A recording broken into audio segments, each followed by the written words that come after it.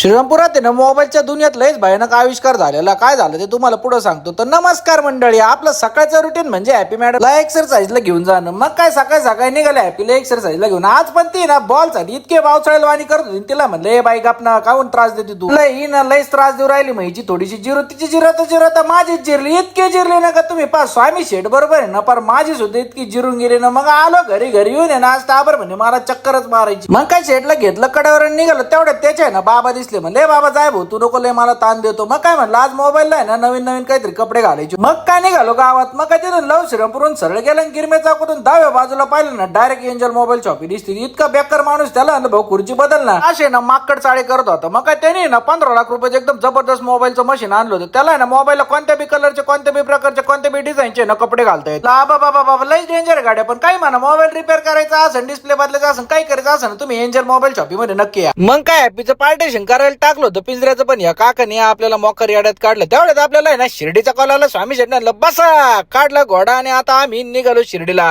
स्वामी शेठ एकदम थाटात गाडीत बसू राहिले ना. तोपर्यंत तुम्ही आपल्याला फॉलो करून घ्या असे नवनवीन ब्लॉग पाहण्यासाठी. ओम साईराम.